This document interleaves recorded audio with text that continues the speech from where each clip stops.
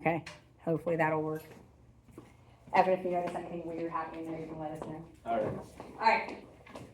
See, they get to fast forward me when I start babbling. You guys are all jealous. The rest of you have to listen to everything I have to say.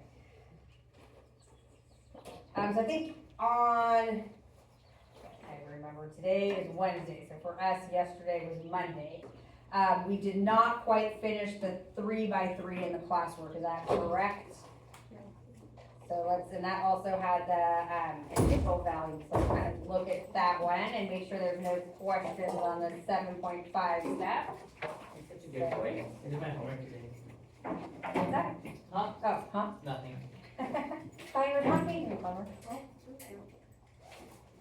Any other film club news while I'm waiting for the system to turn on? We have our screening for Barbie tomorrow at 7:30 in front of the Science Center. Yes. Nice. And snacks, right? Yeah.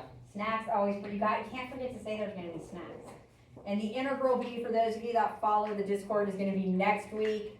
I know that they advertised it as today, and then apparently Jose at 1:30, for reasons unknown to me, decided it's gonna happen next week. So you guys have a week to practice. What time is it? It'll be next week at 5 o'clock, right after class. On Wednesday? Why were you at Wednesday night? Comp. You can take comp sci to go integrate, come on. Think about it. You would like to? There's money prizes, right? There is, I know for the derivative B, there was definitely money prizes, so I believe there is. I'll have to check with Jose or Amar, our treasurer, to make sure there's money left, but I think so. And you're welcome to come and just cheer people on if you don't feel like integrating. They're hoping to get professors to integrate. I will not be doing that because my ego can't tolerate that, but maybe somebody else. All right, so finishing up from 7.5, we didn't start number 12 at all, did we? Yes, no, maybe? You did? Yeah. Why is it not? Oh, because I'm on the teacher only page. That's what I did last time. All right, let's go and see if we can figure out what we actually did. There we go, that was better. Yay. So we got really far. So we got all the way down to the eigenvalues. This is a good opportunity to also just kind of review where we ended from, yesterday. So kind of a general, or yesterday, by yesterday I mean Monday. So generally speaking, to solve the system, so we have a system of equations that we write in matrix form. We started out with the assumption that our solutions will be of the form some constant, which we use the Greek letter C, times e to the RT, which made sense, hopefully made sense, because that was the same format that our solutions to nth degree differential equations had, and ordered differential equations had. And again, this system is basically saying, there should be a prime there, that the derivative is a scalar multiple of the actual function. So we only need one fundamental solution, and then I can write the general solution. So certainly e to the RT is a function whose derivative is a scalar multiple of itself. So that seems like a reasonable assertion for a possible solution. Then we went through the process of actually taking the derivative, substituting this into the equation to verify it is a solution, which it was. We then also found the Wronskian to verify that this also always gives us a fundamental set of solutions, which it does. So this is the process that we decided to use. And what we realized is that R, to find the R, which is the exponent here, this was essentially the eigenvalues of that coefficient matrix A, and the coefficients that go with it, which are contained in that column vector C, green, I guess, are the corresponding eigenvectors. And of course, for any eigenvalue, there's an infinite amount of eigenvectors that are multiples of each other. Evan? But I don't know if it's like capturing like a whole screen. Like I think it's cut off. Hey, Misha. Like now that's lit up. I don't know if like a whole screen being captured. What do you mean the whole screen? Like if you are back. Oh, because like I'm on the TV thingy. Yeah. All right, there. I think we can see a little bit better, right? They can zoom in. Should I zoom in for them? Maybe. I'm way too nice. Okay, there we go. Now that was ridiculous. To edit what I. Thank you. You're welcome. Or Tuesday, Thursday thing. All right. And then people came. What's that? Really committed people The came really committed people from Yeah. Thursday are here, so forget everyone else. for stuff Thursday. They're apparently just gonna see us, and I think they can see the screen, I was gonna say they're only gonna see Sean's head. What's going on Thursday? Nothing is going on, well, my son is graduating tomorrow night, so I'm not going to my Thursday night class, so I told Thursday night that I record tonight, so that they can see the notes if they want, or I invited them to come, which is why Yanni and Misha are guest students here. All right. Not really, actually, but my husband made me feel like a horrible parent, because he's graduating from USC, and tomorrow night is like the general graduation, so there's like, I don't know, 8,000 graduates and 60,000 people in the Coliseum that'll have to drive for like 3 hours in traffic and get there 2 hours early to like listen to random people that I don't know give some sort of speech about God knows what, and then not even see my son until Friday morning. Well, he'll probably be hungover from partying Thursday night. So no, I would rather be teaching you differential equations, but I've been guilted into that I'm a horrible mother if I don't show up. All right. Anyways, enough about that. So this is where we were. Again, as I was starting to say, that we know we have infinite eigenvectors that are all multiples of each other. We said on Monday, we really only need to pick one, because that infinite amount is taken care of when I write the general solution, because I have that C1x1 plus C2x2. So in order to find the fundamental solution, I just need one, right? I just need one fundamental set. I don't need the infinite, so I can pick whichever one I want. Sort of our standard option is usually to pick the smallest possible values that are whole numbers. And if you look at the book answers, that's kind of how they're choosing the eigenvector. If you pick ones that are a little bit different, as long as they're equivalent, meaning they would also be a solution, they're multiples, I'm fine with that. So that's where we said C is the eigenvectors, and kind of here we're just going to choose one for the fundamental set. And then we write our general solution is that linear combination of the solutions that we found above. We looked mostly at systems that were 2 by 2s, but we can have, as many as we need. So if I have a system of 3 equations with 3 unknowns, how many solutions would I need in each solution set? 3. And then I would need 3 separate solution sets to form a fundamental set. If I had 4 equations and 4 unknowns, every solution set would have to have 4 solutions, x1 through 4, and I would need 4 different solution sets to form a fundamental set that I could then write the general solution. And then if we have an initial value, I can find these constants. So that's kind of where we ended on Monday. Any general questions about the process? And on Monday's homework, all of our eigenvalues were distinct real values. Today we're going to look at eigenvalues that are distinct imaginary values. And then that's kind of the scope of the course for systems. We're not going to be looking at repeated roots or repeated imaginary roots. Those things can exist, but we're out of the scope of our course. We're also only considering real value coefficients. So as you move on, if you take more advanced differential equations courses, there's also different strategies, and your solutions will look a little bit different if our coefficients are complex numbers as well. So this is where we were on our example number 12, which I believe was like 11 or 13, bless you. There was a homework one like this. So we got down to finding all 3 of our eigenvectors. So that means our general solution here is going to be some C1 times C1 that we chose, -2, -1, 8, times X1, which was e to the 4t, plus some C2 times C2, -1, -2, 1, e to the t, plus some C3 times my third eigenvector, which was net 1, -2, 1, times e to the -t. It does not matter what order you put the solutions, meaning if O'Share decided to do, the e to the t first, plus e to the -t, and then plus e to the 4t, that's fine. But what does matter is that the particular eigenvector has to go with the eigenvalue. So the -2, -1, 8 has to go with the exponent of 4t, right? It doesn't matter what order I add the solutions, because addition is commutative, but I do have to make sure I have the right corresponding eigenvector and eigenvalue. Questions on that idea? So now, the part that we didn't practice on Monday was the initial value part. So the initial value is x of 0 is 7, 5, 5. So we have x of 0 is this column vector 7, 5, 5.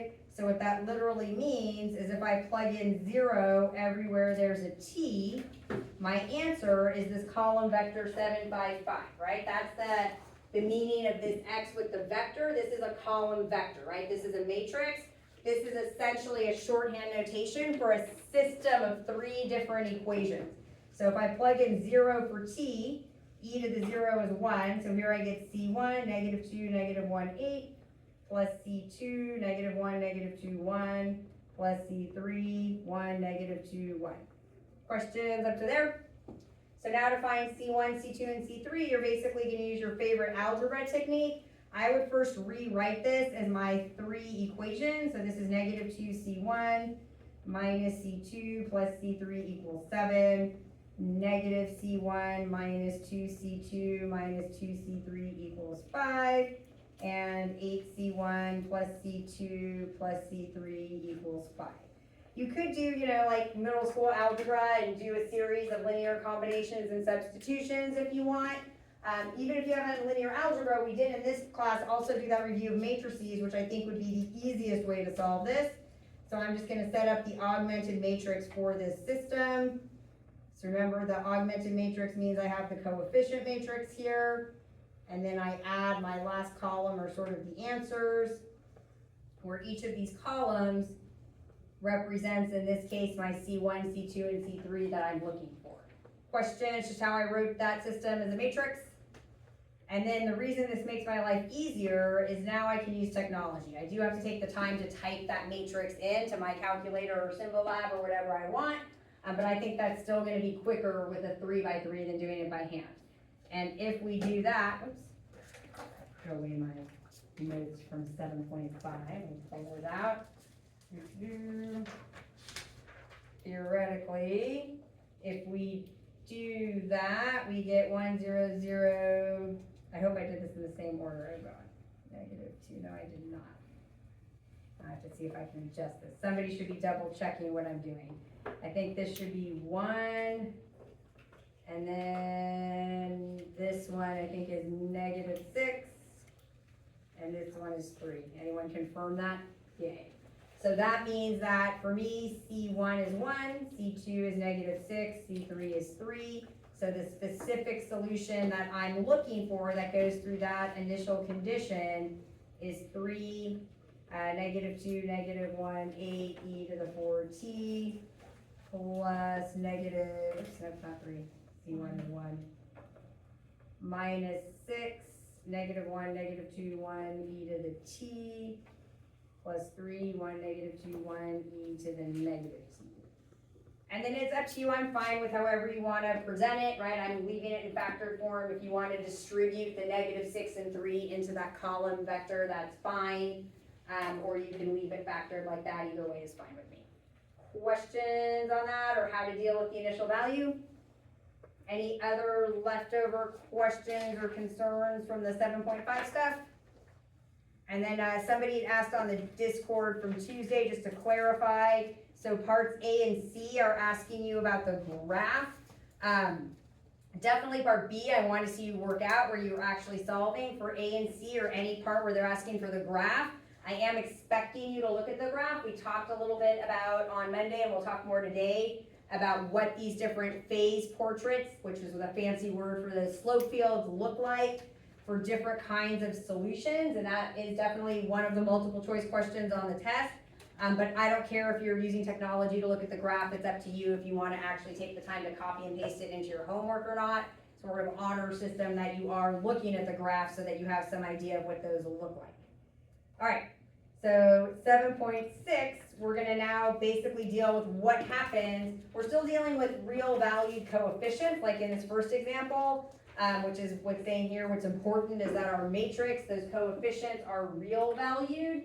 But we're going to look at what happens if our eigenvalues, meaning that r and the e to the rt of my solution, are complex valued solutions. And it's going to be pretty much exactly the same as it was when we had the nth order differential equations. So again, same setup. This is our matrix version of our differential equation. P of t remember, is what we usually call matrix A, is our coefficient matrix. We have been looking with only constant real value coefficients for now, but theoretically we can have any kind of coefficients.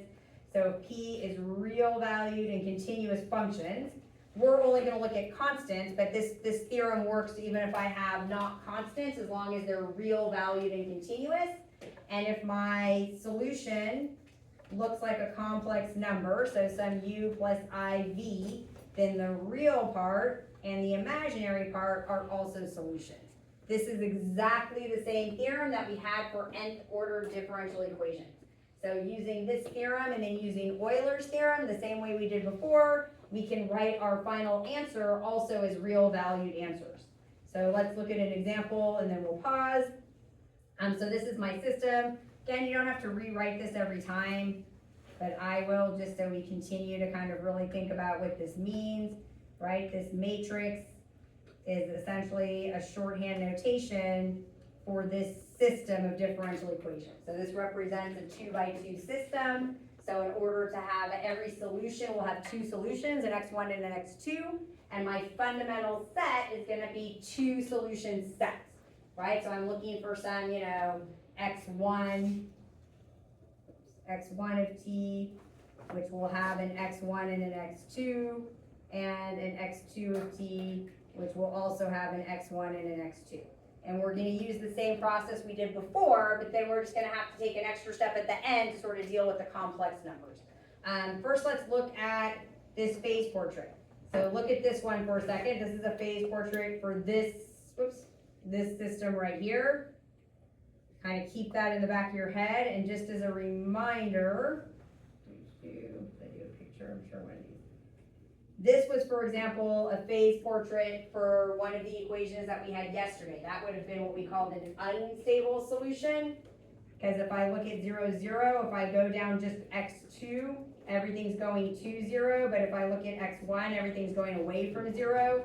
So this was a saddle point for my Calc 3 people, right? Or we can just say that it's unstable, similar to when we had those autonomous equations. We looked at if things were approaching or not approaching the equilibrium. So if I look at 0, when we looked at just, x2 is equal to negative 2x1, everything's approaching 0, but when I looked at x2 is positive 2x1, everything's going away from 0, so that makes it unstable.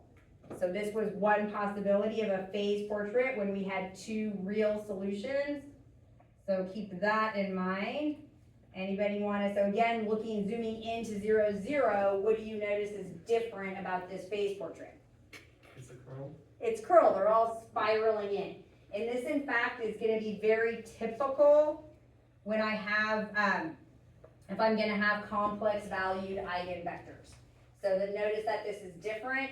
So this is now, everything is kind of, no matter where my initial condition is, everything is spiraling into 0, 0, right? So no matter where I start, I'm spiraling into 0, 0. So this is very typical. When I say typical for complex, I'll say R, which is our eigenvalues. So that's the first thing to kind of notice. So let's go ahead and find the eigenvalues. So I'll give you guys a few minutes to do that, and then we'll scroll down to the answers. So same thing, your step is finding the eigenvalues and then the eigenvectors, if you have time. And I will figure out who's here and then wander around while you guys do that. If you're playing along on your home version, try not to scroll down, because I do have the solution written out there, but use this as an opportunity to practice. Where's Chris? No, Chris?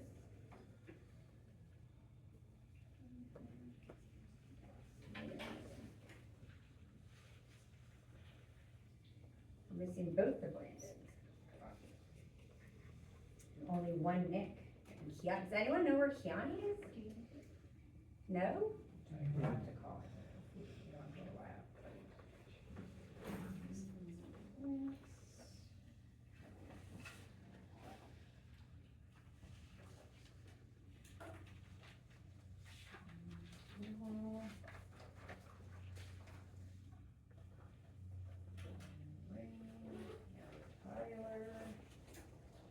Other Brandon.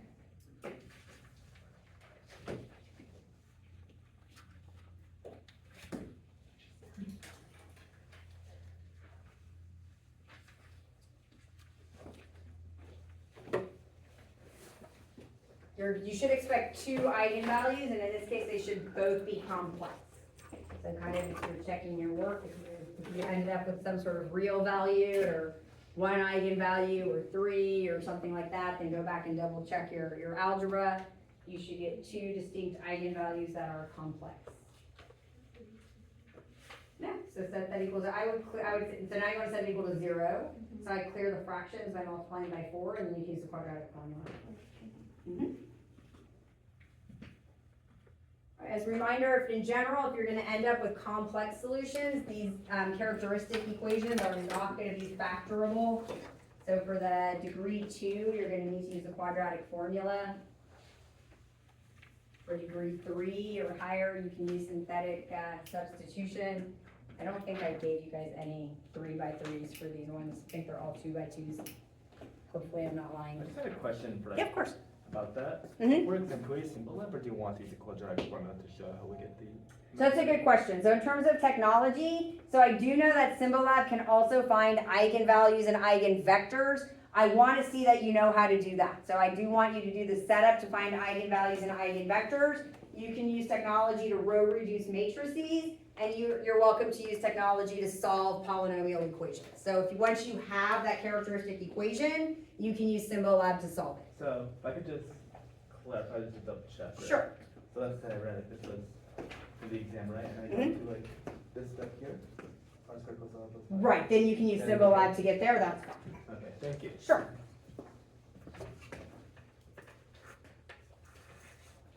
Kind of the short version is any skill that we learned in the class, so finding eigenvalues and eigenvectors is something we learned here. I want to see that you know how to do.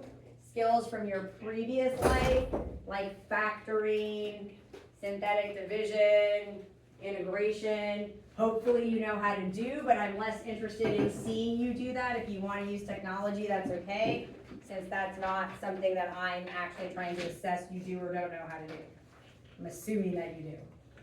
All right, so setting this up, the first thing that we would do is we would have -1/2 minus r, 1, -1, -1/2 minus r, and then we're gonna multiply these across, right? So they kind of already set up the whole extended matrix. This is gonna be my eigenvector, r is the eigenvalue. So this is finding the eigenvalue. So we're gonna find the determinant, and then we obviously had to do a little bit more work there. We had 1/2 minus r times -1/2 minus r minus 1. And if you multiply through and combine the like terms, you should get r squared plus r plus 5/4 equals 0. Can it be plus 1? Oh, there's a negative there. Shit, absolutely. Thanks, Riley. Questions up to there? So as far as technology, like I'm okay with you actually doing what they did. If you set this up and you use some technology to find the determinant, that's fine. And then if you want to use technology, this was Evan's question, to solve this instead of using the quadratic formula, that's fine. Keep time in mind. I don't think this is not that hard of an equation to do with the quadratic formula. It might take you longer by the time you're done typing everything in. That's kind of up to you. I'll let you use that choice. Just to review the quadratic formula, if I were using the quadratic formula, I would actually clear the fractions first. And then my quadratic formula is the opposite of b plus or minus the square root of b squared minus 4 times a times c all over 2a. So that's going to give us -4 plus or minus 2080 with 16 minus 80. Nobody's going to help me out. Don't you guys all have calculators for -64? I hope you guys are double checking my arithmetic. If you've learned nothing else from this class, it should be that you have to double check my arithmetic. 8i over 4, which certainly reduces to be, nope, that does not look, that looks like 1, -1 plus or minus 2i, which is the same, yes. Right, so this would give me -1 plus or minus 2i, which I think looks even more user-friendly than -1/2 plus or minus I, but if I divide that by 2, that's the equivalent, right? Questions up to there? Right. Yes, no, what did I do something wrong? What happened? It's an eight. Oh, I changed my 4 to, and my 8 to get, amazingly became a 4, is that what you guys were confused? Well, that's gonna make us correct. Instead of me lying and saying that those things are the same when they're not. Okay, -1/2, yay. Questions up to there? And this is also not a coincidence, by the way. What do we call these things when complex numbers look like this? Anyone remember?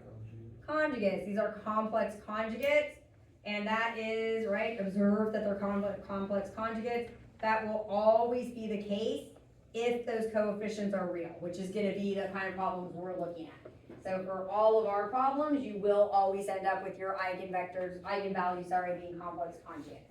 So essentially, from where we were on Monday, we have our fundamental solution now, right? They assuming that we trust them, these are my eigenvectors, we'll trust them for now. Again, the way they found those eigenvectors is the same way as we did before, right? So if I plug in R1 equals -1/2 plus I, then I'm gonna get -1/2 minus -1/2 is 0, so that'd be minus I, 1, -1, and this is gonna be the same thing. And then you would row reduce this, and that's where they got this 1 and I from. Let's see if we color code this. Yeah. And I didn't actually row reduce that, but that's where it's from. And again, I would use technology there. Symbol Lab will deal with the imaginary numbers. I do not think the TI graphing calculators will. No. Questions up to there? I mean, these are straightforward. You could do it on your own too if you needed to, theoretically. So once we found both of those eigenvectors, I now have these two solutions. So this is definitely a solution. What our problem with this is, or no problem, the reason we're not super satisfied with this is I'm giving someone solutions that have imaginary numbers, but if we go back to our original system is all real value coefficients, right? So it's a little bit disturbing. You would be disturbed if I gave you a problem, that looked like it was all real numbers, and then just out of nowhere there were complex numbers. Nobody wants to see that. So if I have all real numbers in my original problem, ideally I would like to present my solution set as all real numbers, because I know that there is more than one possible fundamental set. So why settle for a fundamental set with complex numbers if I can find one with real valued numbers, since we started out with real valued functions. So that's my goal. It's not that this isn't a fundamental set, it's just that I want to find a fundamental set that's only real valued. So find a fundamental set with all real values. Questions on that idea or concern or strategy? So now we use what we had before, right? So to review, we have that theorem that we just talked about in the very beginning, that if a complex number is a solution, then both the complex and the real part are solutions. So the real part would just be u of t, and the complex part is just the v of t, right? Not including the I. So the number, the real part by itself, and then the coefficient of I are also independently have to be solutions. Because in some ways you can look at this as being a linear combination of u and v, right? So then u and v independently have to be solutions. So using that theorem together with Euler's equation, which I think they're missing a t here in the notes, right? So this is a review from Euler's formula. E to the lambda plus mu I t is e to the lambda t times the cosine of mu t plus I sine of mu t. I'm putting those two things together. I can take my complex solutions and rewrite them as two real solutions. And just like with the nth order differential equations, if I have a system of 2 by 2, we said we needed how many solution sets for our fundamental set? 2. So if one complex solution set gives me 2 real valued ones, do I need to do this process to both of my complex answers? No, I can pick whichever one I want, right? Because I only need one fundamental set. So one complex number gives me 2 real ones, so I'm picking whichever one I want. It looks like they picked x1 arbitrarily, it doesn't really matter. And they are rewriting this part, right? So the -1/2 is like my lambda, so here's e to the negative, right? Here's e to the lambda t, And then in this case, the coefficient of I here is 1, right? So our mu I is 1, right? Mu t, so cosine of 1t, sine of 1t. So this is just using Euler's formula. Questions, and remember that this is constants. So that C, that eigenvector, which is that coefficient column matrix, those are just constants. We're putting in a matrix because that's sort of a shorthand notation of writing the system, right? And that's why that X is bold. That also implies that that's a matrix. So that's actually my solution set, right? There's two solutions here. My two solutions are 1 times e to the negative t halves cosine t plus I sine t, and I e to the negative t halves cosine t plus I sine t, right? This means I have two different solutions buried in here. Questions up to there? So now in order to apply the other theorem, in this case it takes one extra step than it did with the nth order, because what we did before, we didn't have these coefficients, right? We just had one. This was just one solution, so I just pulled out the cosine and the sine. That's my real and imaginary part. Here things are a little bit more complicated because I have that I there. So we sort of have to kind of multiply everything through, recombine stuff, and combine and separate the real and imaginary part. So they kind of did a miracle here, so let's kind of work out what they did. So we have 1I and e to the negative t over 2 sine of t, nope, cosine of t, see if I can be consistent here, I sine of t, that was right? I copied it right, yep. So first step is kind of rewriting this, so just to understand again what's happening, this means e negative t over 2 cosine of t plus I e negative t over 2 sine of t, and then my second equation is I negative t over 2 cosine of t plus I squared e negative t over 2 sine of t, that's t over 2. That doesn't look like t over 2 at all. Negative t over 2. Questions up to there? So now what I want to do is kind of, addition is commutative, so I can simplify things and reorganize things and then rewrite it a little bit more efficiently in my matrices and separate the real part and the imaginary part. So what that looks like is I'll keep this as e to the negative t over 2 cosine t plus I e to the negative t over 2 sine of t. This is imaginary, so I'm going to move this over here just to line up my imaginary and real parts. And what is I squared? Negative 1. So this is negative e to the negative t over 2 sine of t. So that's real. So now if I want to rewrite this as a matrix, I'm looking here, I'm like, oh, well, these both have an e to the negative t over 2, so I can pull out my e to the negative t over 2, and then I have just a cosine t negative sine t, and then here I can pull out the I e to the negative t over 2, and then I have a sine t cosine t. So now this is my real part, which in my theorem is what they called, u of t, and then just this part, right, not including the I, just that coefficient, is the imaginary part, what they call v of t. So those two highlighted pieces would now be my two real solutions, right, an x1 and an x2. And again, each of them basically represent two solutions, right? This is e to the negative t over 2 cosine and e to the negative t over, or negative e to the negative t over 2 sine. That's my x1 and x2 in that first solution set. And then the second solution set, highlighted in green, x1 is sine times e to the negative t over 2, and x2 would be e to the negative t over 2 times cosine. Questions on that? So that's how, they got to the same thing here. They didn't factor out the e to the t over 2, the e to the negative t over 2, but that's how they got to that part. So then we've got our u of t is the real part. So I'll keep the colors the same. I think I used yellow, right? That's this part. They just factored out the exponential function. And then here's my imaginary part, again, just that coefficient of I. So now it should look similar to what we did in the previous section. So this is essentially my x1, x2.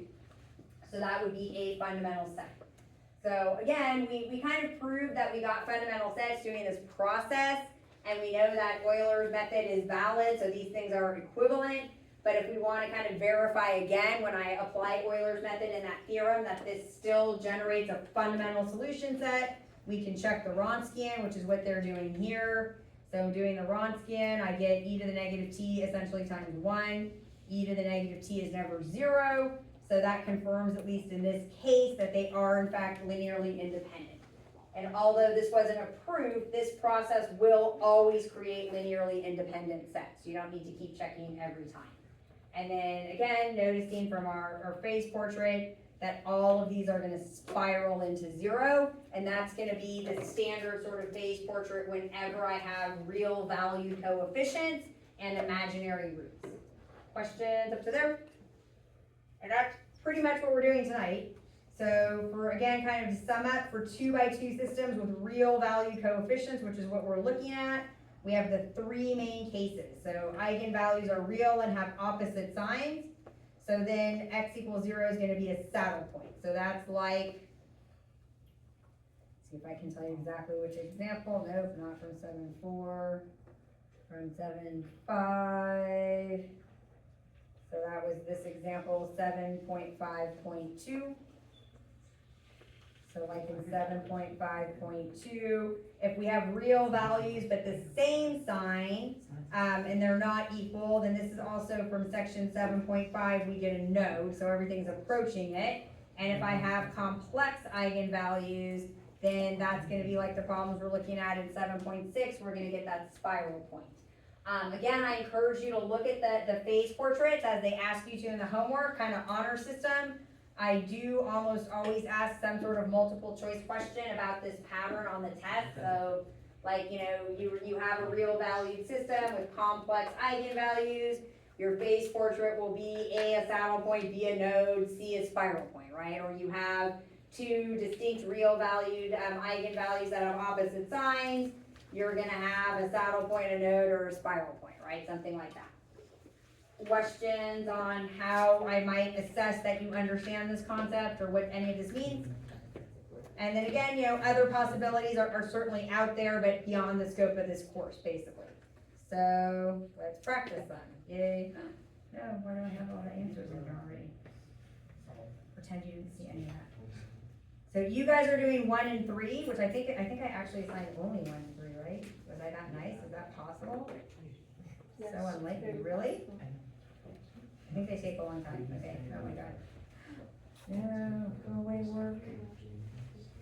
I don't know why I posted it with the solutions already. If you guys are playing along on your home version, you're welcome to start with number 2. We're gonna do number 2 and 4 to practice. Feel free to work together. Oh, I feel like there must be a more efficient way for me to, wow, my writing kept getting bigger and bigger.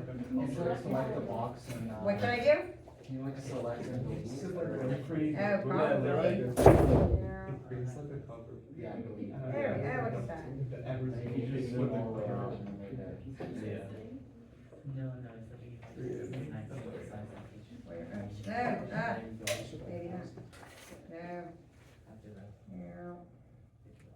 Lead, oh, that's exciting, okay, thank you. Alright, 2 and 4. So for A, again, you're using technology, whoops. No, maybe, what did I do? There we go. Use tech. So again, same thing on the homework honor system, so it's up to you if you wanna actually paste that. But there is one in the test where I very much ask like this. So you do want to be able to look at those phase graphs and understand what they mean. This you're doing by hand, right? Expressing the general solution as real value functions. That's like what we just did. Once you have your solution, and if you're also looking at a graph, you should be able to describe what's happening to your solution. Meaning what's happening to x as t goes to 0. We're assuming x is the input variable.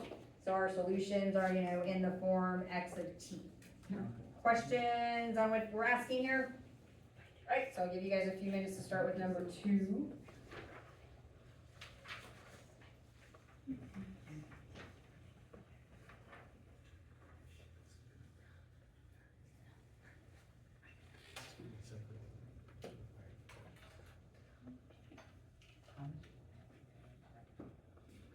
with the trig stuff, by the way, when you're checking your answers, keep in mind, there's like 1,000,001 different trig identities.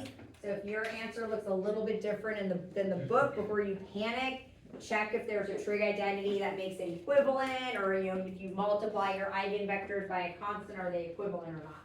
Professor, where in the table upload the notes for? Oh, for your class? Yeah. Are they not there? No, sorry. You're fine.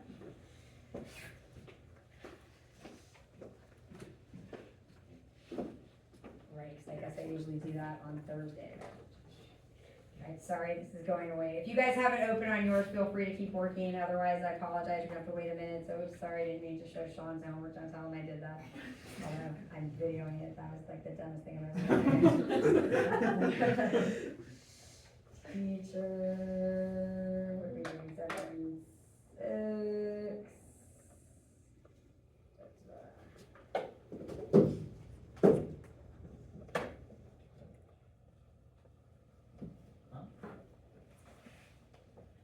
Yeah.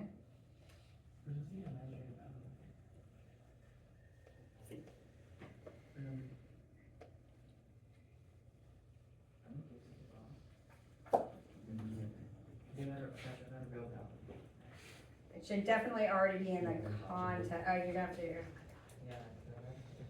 let me erase this before I share it. Oh, plus. Uh, Is there a negative?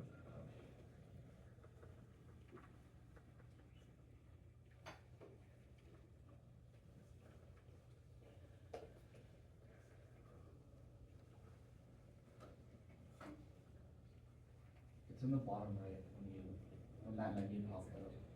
Where was it? So select it again. Okay. Yeah, yeah. There was like a little X in the bottom right. Right And there? then, middle click it to pop Oh, up. no, Yeah. no, it's right there. Sometimes it shows like that, sometimes. Oh, it shows- that, yeah. Okay. Thank you, Nick. Your mom must love you. Do you have to help your mom with tech stuff all the time? I can tell you sound very patient. You're like, oh, I know how to talk to old ladies about tech. Okay, no. My mom's not that old.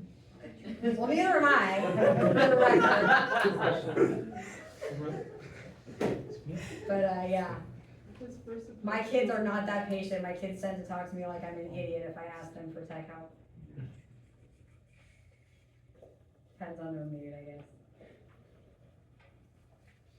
The best was one time my brother wanted me to explain, we were doing like a Netflix watch party, something not even that hard. My brother's actually pretty tech savvy. He's like, explain it to me as if I'm mom. My mom is a little bit older than me. All right, I'm waiting for this, you should have it in the content library already, Yanni, but I'm sending it out to the individual notebooks and then I'll post it back on our general screen. Thank you guys for your patience. Thank you, Nick, for your tech help. That's gonna go. Yay. No, why?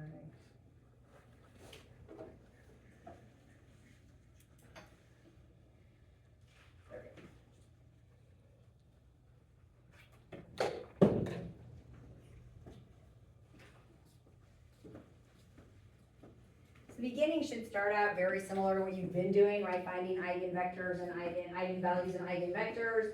The new part is these are now going to have complex valued solutions. So reviewing again that process of using Euler's method and that theorem where each part is also a solution to rearrange it as a real valued solution.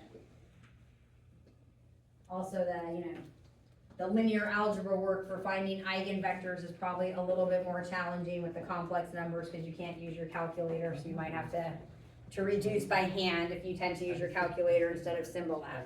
If you use Symbolab, Symbolab will do imaginary numbers. Feel free to wave me down if anyone's stuck. I'm just, seeing where people are at to give you enough time to practice on your own.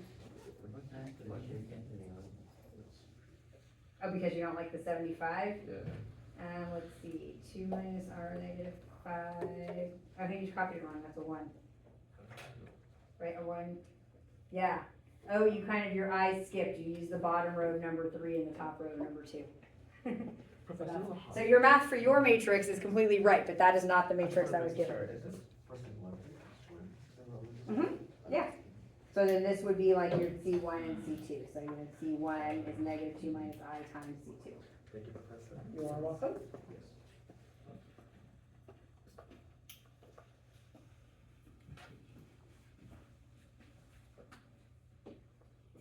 I like the headband lamps. Did you make that yourself or did you buy it like that? I bought it like this. I read that about on Paradise.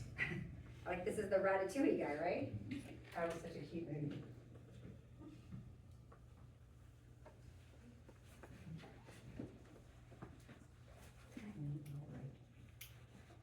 Are you stuck or you're just thinking? I think something wrong with the accent. It's like the way, okay, so like, We did something wrong because that is not math, but that's a whole different conversation.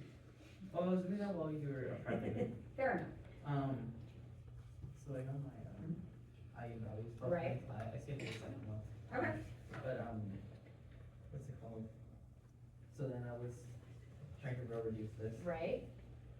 then I got to this point and I'm. Yeah, that doesn't make sense because that says negative 5, yeah. So something went wrong. Which number are you doing? 2? 2 minus lambda, negative 5, 1, and negative 2 minus lambda. So what did you get for, you got, plus, and let me see if you got the right eigenvalues.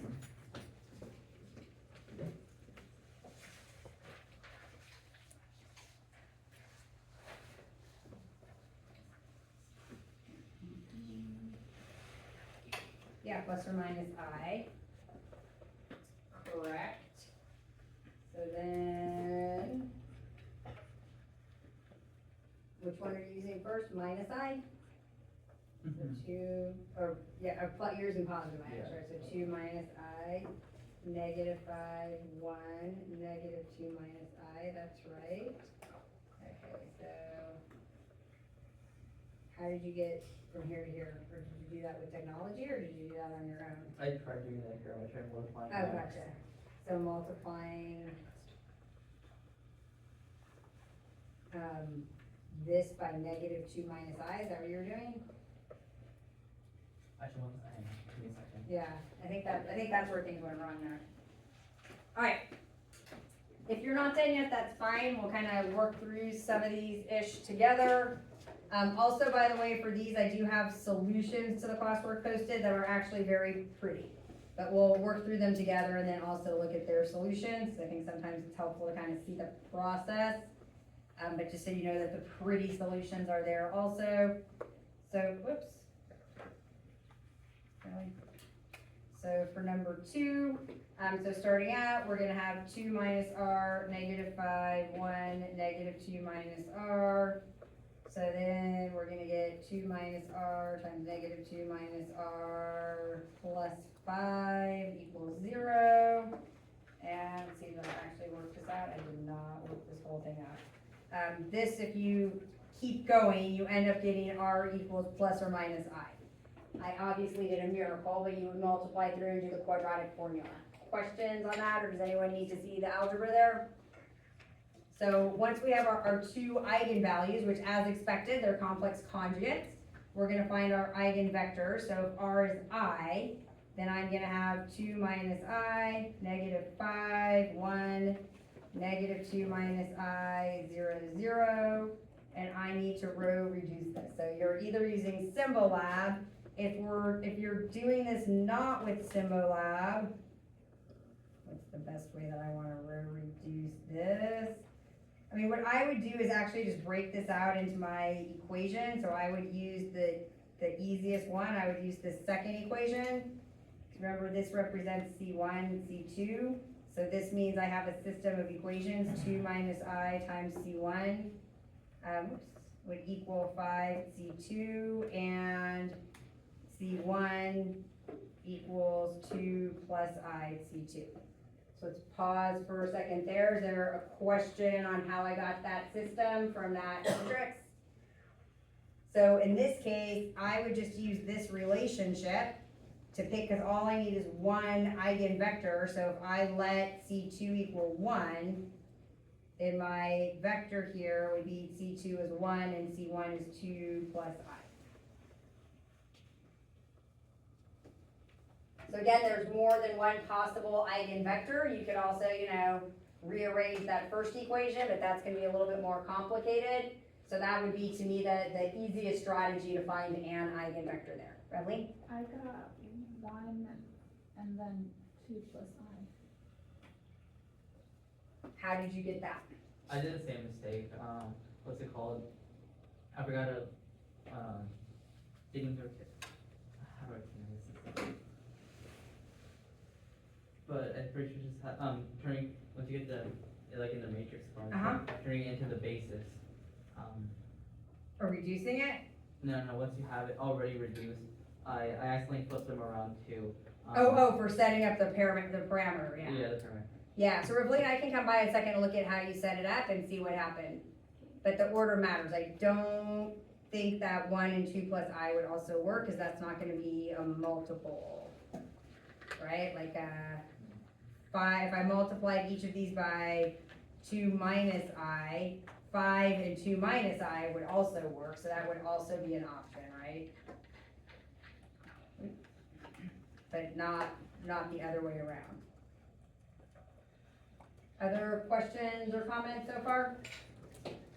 And then doing the same thing for negative I. So now we're gonna get, actually, let me pause for a second. Since we wanna pull out 2 real valued solutions, do I actually need the other eigenvalue? No, I could if I want to, but I don't, because all I need is one fundamental set. One fundamental set is gonna have 2 solutions. So kind of, note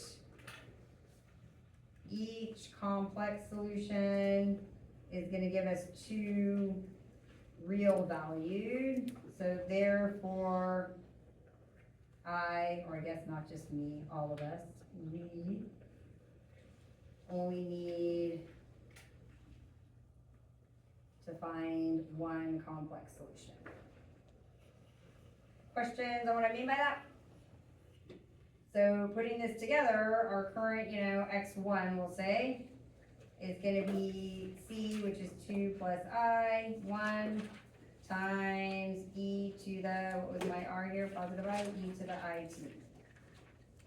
it. Questions up to there? So now again, kind of breaking this up, so using Euler's method, or Euler's formula, I still have my constants, 2 plus I and 1, and e to the it, I can write, that's like 0 plus it, so that's e to the 0 cosine of 1t plus I sine of 1t, and of course e to the 0 is just 1. That's just to kind of emphasize how we apply it in Euler's formula. Questions up to there? And then I would work this out kind of the long way so that we can organize it. So what this means is I have 2 plus I times the cosine of t plus 2 plus I times I sine of t and cosine of t plus I sine of t, right? That's kind of what that matrix equation represents, are those 2 different solutions. So let's sort of organize them so that I can see the real and imaginary part. So on the top, I've got 2 cosine t plus minus sine t plus I cosine t plus 2I sine t. Anybody want to tell me where my minus sine t came from? I squared, right? So I've got 2 times cosine t is my 2 cosine t. I times cosine t I wrote over here because I'm trying to collect my real and imaginary parts. So this is 2I sine t, and then I times I is negative 1.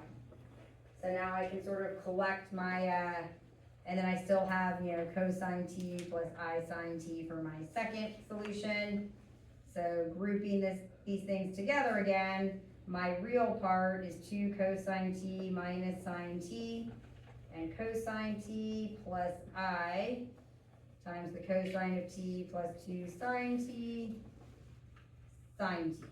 So I would say for my general solution, I'll use this as my x1. So I have c1, 2 cosine t minus sine t cosine t plus C2, and I'm using the imaginary part, cosine T plus 2 sine T sine T. So that would be a general solution. And again, for those of you that, this was a lot of work, so I also put together, I also posted as the solution that looks pretty. So there's our phase portrait, which we expected. We said that we know if we have real value coefficients and imaginary solutions that we're gonna have this kind of spiraling into the center. So that's what our phase shift looks like. Following a few of the arrows, picking a few initial values. In blue, we traced a few solutions. So then again, they're going through exactly what we just did. It just looks prettier for those of you that wanna see prettier stuff. And then notice this would come from if we use the second row, right? That's also an alternative. So that's what I mean, especially with the trig stuff. Sometimes you can have two different fundamental sets that look kind of different from each other. So just because your answer looks different from the book doesn't necessarily mean you did it wrong. If you're pretty sure you did something right and it looks different, just make a note on your homework and I can double check it for you if you're not sure. But where this one came from, just as a reminder, would be if instead of using this, what I highlighted in green to get my eigenvector, if I had used this relationship, I could say that another possible eigenvector, right, would be if C2, let's see, so if C2 was, if I let C2 equal 1, I've got to solve that. I think I can do 5 and 2 minus I works there, right? Yes, no, maybe? Is there a relationship, right? C1 divided by C2. C1 over C2 is 5 over 2 minus I, right? So using that eigenvector is how they got this alternative solution, right? That's where that 5 is coming from. So either way is an option. Questions on that? Alright, so let's try number 4, which we also have the solution looking pretty. So again, we didn't answer the last, sorry, forgot to answer part C. So if I want to look at part C, we'll look at our pretty solution. Oh, they didn't write part C. Yes. I don't have to do part C on our own. So part C, what happens as t goes to infinity?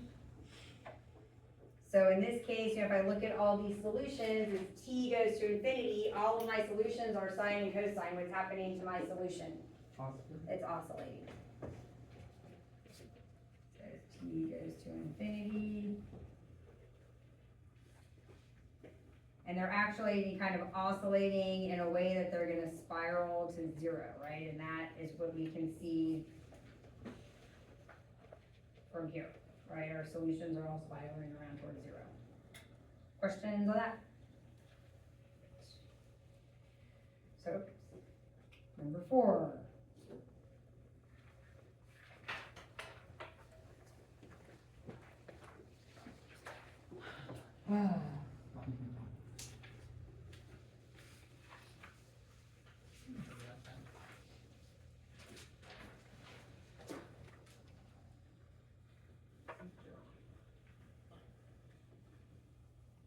Or let me see what happened with your setup there. Oh, yeah, that'll do it. I love it if I ignore you guys long enough to just figure stuff out. That's my strategy.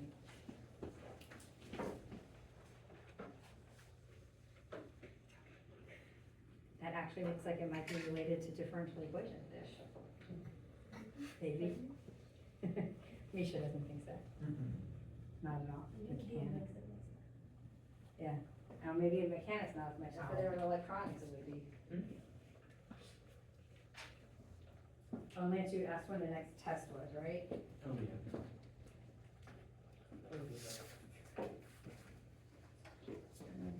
yeah.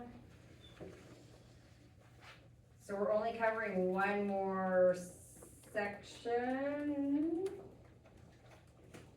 Well, we're covering 2 more sections total, but 1 more before the next test, and then 1 more section that will be on the final, where are pens that work. Final and then 3 weeks though. Final, I think, is in less than 3 weeks. Did it So our cancel it? test 4, which is basically chapter 7, which we started with chapter 7-2, and we're only going through 7-7, What? is gonna be for us on the 21st, so next Wednesday. And then our final, Is that which is- no way. what's that? Which He's is an imbecile. cumulative plus 5.2 is the last section we're gonna practice. So for you guys, the final is on Tuesday, June 3rd. Yeah, that's And then you have to look at your whole file. 3 weeks? Yeah. Hours? 26. And I believe our final is at, no, not at 6:15, what time is our final? Wait, can it not be June 4:30. 3rd because June 3rd is a Tuesday? I thought June 9th on the Well, syllabus. oh, we're Monday, Wednesday. I was like, it is a Tuesday, it is Tuesday, but today, so you guys have until the 9th, look at you, lucky you.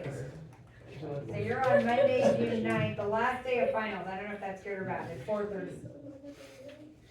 So how many, that means we get like a few classes for final prep or almost not? No, because there's no, so our last day of class is gonna be Wednesday, the Isn't it 28th. Monday? What? Isn't it Monday? Is Monday, June 2nd? No, so Monday, June 2nd, there's actually no finals. Because of Memorial Day, so they kind of do like a gappy day because of Memorial Day is the 26th, so there's no classes on Memorial Day. So we don't have class on Monday for Memorial Day. So on Wednesday, the 28th, we're gonna cover 5.2 and review. We might also hopefully try and cover 5.2 a little bit next week on But Monday. isn't Memorial Day in May? Yeah, the 26th. Could we take the final on the Tuesday? If you let me know ahead of time and you wanna come and take the final with my Tuesday class, I'm fine with that. Cause like, it's like next year already. Right, so I mean, the way that, it always works this way in spring because of Memorial Day, which I know Clever is saying that makes no sense because Memorial Day is not exactly that Monday, which is true. But for some reason, they kind of give that, I think there's actually class, do we have class on that That's Monday? what I was saying. I lied, yeah, we have class on that Monday. So we have class on Monday, the 2nd is our last day of class, yeah, so we have time to cover 5.2 and review. They do that to compensate for Memorial Day, so then finals are actually from Tuesday till Monday, which happens every spring. So, you know, you might be excited to have a Monday final because you have more time to study, or you might be that really sucks because everyone else left for summer and I've got another weekend that I'm just like have finals hanging over my head. I don't know what your attitude is. Like Nick mentioned, because this happens to be the same class, if any of you want to come in and take the final on Tuesday with my Tuesday class, you're welcome to. Also, just because, to be fair, because it is the same class with the same assessments and whatnot, after the end of classes, I don't have any official office hours. You guys are welcome to use the Discord and help each other, and the CAS is open, but I'm not gonna have any more office hours because that's not fair to the Tuesday, Thursday class that doesn't have that opportunity. They did. I'll still answer questions on Discord and stuff, but Is the Tuesday time the same as the our time? correct. So if you do want to take it on Tuesday, do just let me know ahead of time so I make sure that there is seats for everyone and that I have enough of the final. So the Tuesday, Thursday final is on June 3rd, also at 4:30 to 6:30. So, yeah, by next week or so, if that's something you're thinking of doing, just then send me an email, because if I don't have it in writing, I'm gonna forget. All right, I'm assuming you guys are all doing number 4. I feel like we've completely lost track of what we're doing. Misha? Oh, we have an actual math question? So exciting.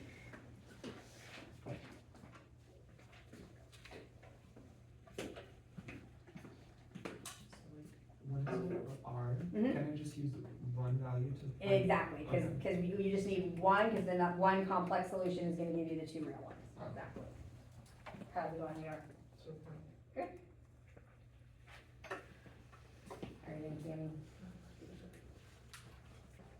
Like what Misha was asking, which is true, we kind of mentioned it, reminder that each complex solution gives you 2 real solutions. So once you find R, which is really gonna be two values, right, the two eigenvalues, you can just pick one of them to work with. You're not gonna need to use both of them, because one of them is gonna give you one complex solution, and from that one complex solution, you can break it up into two real ones.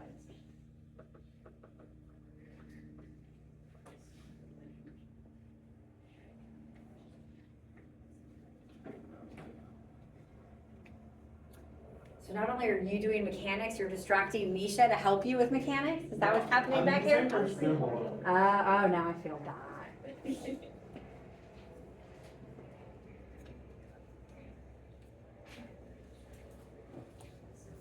And if any of you are stuck, feel free to wave me down. I'm just kind of giving you guys enough time to get your hands dirty with practicing one on your own.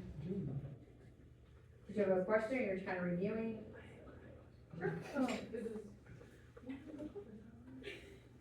On Tuesdays and Thursdays from 9:15 to 11:15, and Monday, Wednesday, before my other class, like 1:45 to 2:15.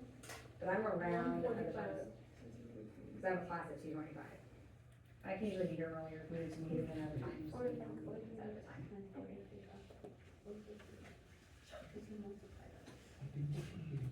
Other ones, Scott? Good? You're doing your thing? And it's going? You're gonna leave that? I do. Why are you always picking on Scott? And the bigger question is, why does Scott always come and, why do you always come and sit next to him? Yeah. Yeah. I'm not gonna lie to you, I can't really tell exactly what's going on here. Yeah, it's kind of just, you have days here already, I'm kind of using this to track. Oh, did I not erase? I thought I tried to erase it. Pretty fun. I don't even know. Oh, because you're on your first, yeah, I probably didn't erase it, because I'd already showed it. So I imagine like what What are do we give it? eigenvalues? Is my X one? Right, I think they're plus and minus 3i, or something like that. Yeah, so I did something wrong, this is what calculator I flat. thought we decided where we go to Okay, so let's see, what did you, Yeah, where yeah, did you so start once you here? get back into a This is matrix, So you move up the matrix. Oh, wait, no, that's not bad. That's the And wrong you one. split Oh, here, them. 1 minus lambda 2, negative 5. This is, no, you just copied it wrong, that's a negative 1. Serious. I am After serious, I'm everything sorry. I've done for you, Alright, you broke the right. what? You broke bread, is that what you said? You should charge your, Okay. What's that? you should probably charge your thing, it's kind of like. I should. Or we could just hurry up and finish before it The goes class back. almost over? Class is almost over, isn't it? Yeah. It's 5 to 5 already. Time flies when you're having fun. Oh my god, I still have all this nightmare mess in here. Wow, Oh, God. that was a mess today. There we go. Okay. Okay, that's fine. So I do have a prettier version also of the solution for number 4, but just to set it up so we can get some practice. So, whoops, where's my actual number 4? Number 4? Alright. 1, 2, negative 5, negative 1. So that's my coefficient matrix. So to find our eigenvalues, we have 1 minus R2, negative 5, negative 1 minus R. Oops, I want to find the determinant. I know after doing a handful of these problems, the arithmetic gets to be a little bit tedious. But do try and be a little bit careful, because these problems take a long time and it's really frustrating. When almost everyone I've seen that had a mistake, it's because they actually just copied something wrong, not an actual math mistake. So do kind of take your time and make sure that you're copying things right so you don't get super frustrated. On tests, make sure you're really showing me your work. So if you do just copy something wrong, I'll give you a lot of partial credit, because that definitely happens when you're doing this much computation. So minus negative 10 would be plus 10. And that simplifies, I believe, to be r squared plus 9 equals 0. Questions up to there? So that means r squared equals negative 9, or r is plus or minus 3i. So kind of to Misha's point, that's my 2 eigenvalues. I really only need to deal with one of them, because one of these, this is a complex solution. One complex solution will give me 2 real ones. So I'm just gonna by default use the positive one, but it really doesn't matter. So when I plug that one back in here, I'm gonna have 1 minus 3i, 2, negative 5, and then this will be negative 1 minus 3i, and then in my augmented matrix, right? And this is to find that eigenvector, that's C1 and C2. Questions up to there? And then again, for these ones, you don't necessarily have to fully row reduce it. I can kind of pick, I'm gonna pick the smaller numbers and break that out of my matrix. This means 1 minus 3i times C1 equals 2 times C2. So these things are in a ratio, let's see, so we're gonna get, I think we can get here, oops, this should equal -2. So I can use, for example, -2 and 1 minus 3i, right? So I look at the ratio, C1 divided by C2. If I divide that side by C2, that's -2 over 1 minus 3i. So that's how I decided to pick that particular eigenvector. Again, there's an infinite amount of eigenvectors that are multiples of each other. I only need one for my fundamental set, right? I just need one fundamental set, and then all the possibilities are sort of taken care of when I write that linear combination. Evan and then Robin? So when dealing with complex numbers, will the strategy always work? We can kind of like divide like the two C's to get like Yeah. an idea.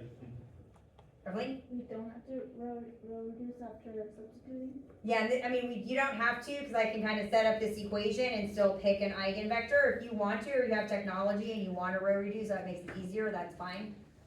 Could you use the other one? Absolutely. Like, could you? Like, you want me to actually do that. So if we did the other one, we would have -5 C1 equals, if I moved that to the other side, that would be 1 plus 3i C2. So if I look at the ratio, that means my C1 compared to C2 is always in the ratio of 1 plus 3i over -5. So then a possible eigenvector would be 1 plus 3i for C1 and -5 for C2. So this is an or situation, right? These are two different eigenvectors. They're both valid, right? And if I write, if either one I pick, when I write that linear combination, it will actually be included in my general solution. So it doesn't matter which one I pick. I tend to pick whichever one has, smaller numbers and less negative numbers, because then I tend to make less mistakes. If we had like a 3x3, what would row reduce it by then? If it's a 3 by 3, you're gonna have to row reduce it more. All the ones in the homework are all 2 by 2s. You're just doing number 1 and 3. But yes, a 3 by 3, the arithmetic kind of computations get a little bit more complicated.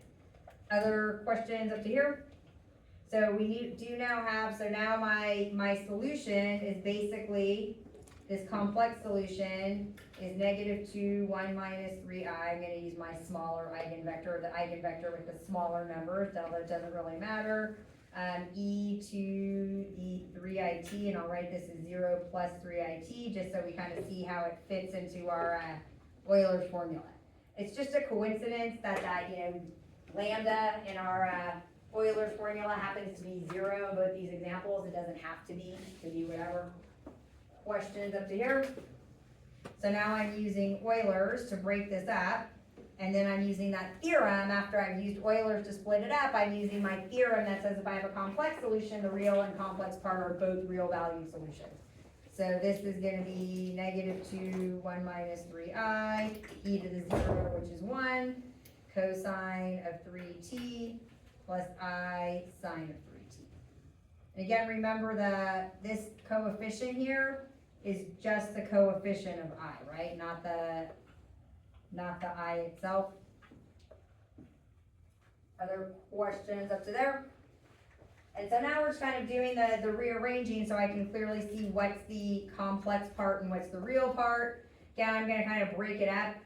So if I break out the matrices to really write down the two solutions I have a -2 cosine 3t plus I sine 3t and 1 minus 3i cosine 3t plus 1 minus 3i times the I sine of 3t, right? That's what this means. This is like an x1, x2, right? Without the bars. Those are not matrices anymore. Those are kind of the two solutions in my solution set. So now I'm gonna rearrange certainly the x2s. Let's do that this way. So if I distribute the 1, I get cosine of 3t, and then I'm gonna kind of think ahead that I wanna put all my imaginary numbers together, so minus 3i cosine of 3t, and then here when I distribute the 1, I'm gonna get plus I sine of 3t, and when I distribute negative 3i, what's negative 3i squared? Minus one. I squared is minus 1, so negative 3i Minus three. squared Positive one, is positive 3 in this case, right?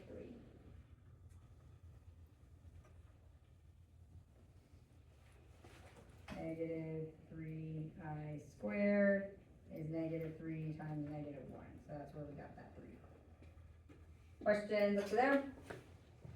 And then again, this first one, we didn't have to do anything, so my real part looks like negative 2 cosine 3t, and my imaginary part looks like sine of 3t.